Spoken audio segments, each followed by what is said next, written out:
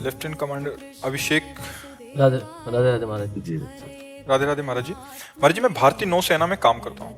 महाराज जी, कभी कभी रास्ते में कुछ बच्चे एवं हष्ट पुष्ट लोग जो काम कर सकते हैं वो दान दक्षिणा की मांग करते हैं। मैं कभी कभी बड़े संकोच में पड़ जाता हूँ कि सहायता करूं या ना।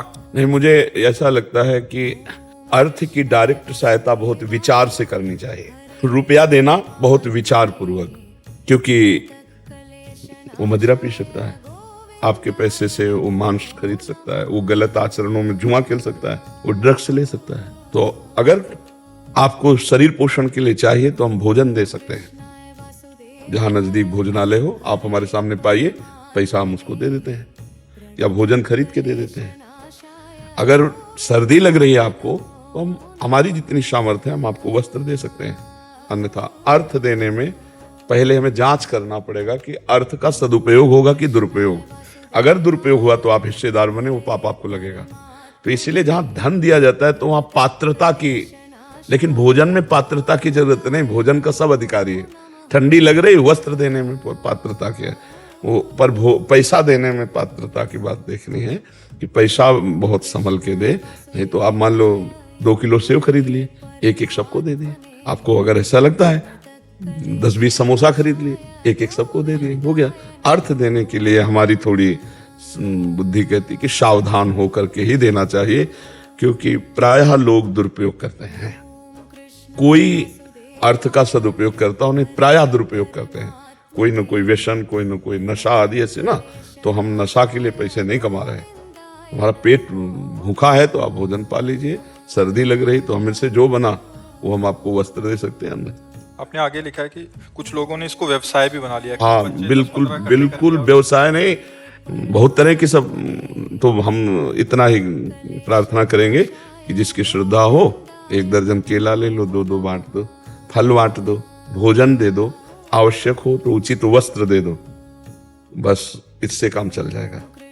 क्योंकि इतना जैसे जीव को अगर हम अर्थ, तो फिर जानकारी हमें होनी चाहिए कि अर्थ का दुरुपयोग करने वाला व्यक्ति तो नहीं है। अगर ऐसा है तो उसको हम अर्थ का सहयोग कर देते हैं। जैसे हमको तब से ज्ञान हुआ, दर्शन करने राधा वल्लभ जी के जा रहे थे तो एक बच्चा, एक महिला, एक छोटा बच्चा, एक पुरुष का बाबा जी सुनो सुनो। उनका जी, तो उनका मैं महाराष्ट्र का हूँ जी, बताइए।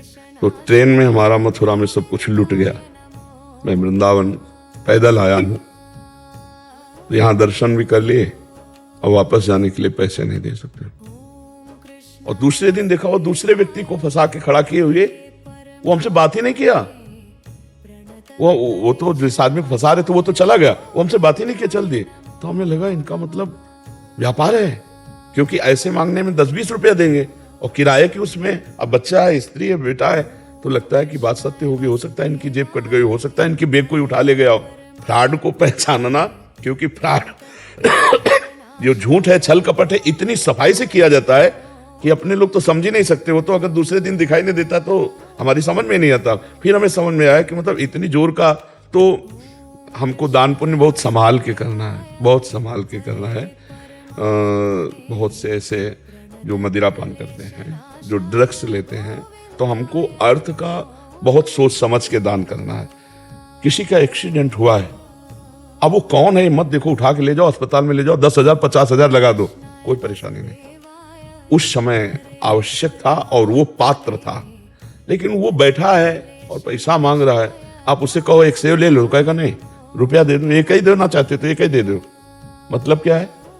मतलब क्या है भाई? भिक्षा में बैठे हैं तो जो मिला उससे अपना उदर पोषण के, भिक्षुक तो यही है कि जो मिला।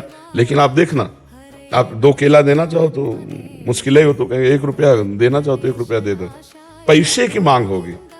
पैसा अगर दुरुपयोग ना हो तो बढ़िया है भाई, कि जैसे कोई वृंदावन वास कर रहा है, वो किराए से रह रहा है, भिक्षा मांग कर किराया दे रहा है, भजन कर रहा है, तो चलो भाई ऐसी बात तो देने में भी अच्छा लगेगा, 2 रुपये हमारे भी उसमें सहयोग में हो जाएंगे। पर वो शाम के शराब पी के लुढ़का रहेगा, इसके लिए तो नहीं देना। ये जानकारी रखनी चाहिए, तभी धन देना चाहिए। धन को बहुत संभाल के पात्र को देना चाहिए, सुपात्र को, कुपात्र को नहीं देना चाहिए। ठीक है महाराज जी, डर इस बात का रहता है कि कहीं किसी फ्रॉड के चक्कर में किसी सही जरूरत वाले को कोई ना दे पाऊं। वो भगवान बता देंगे, भगवान बता देंगे। आप भगवान के नाम जप करो, आपकी दृष्टि में आ जाएगा ये आदमी वास्तविक कह रहा है।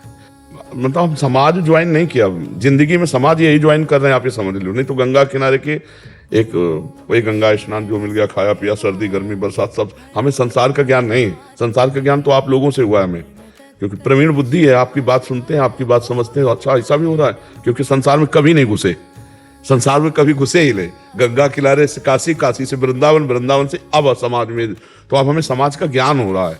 तो समाज का जब तक ज्ञान ना हो ना, तब तक चाहे जितना विद्वान हो, चाहे जितना वो मतलब व्यवहार के काम में नहीं आएगा।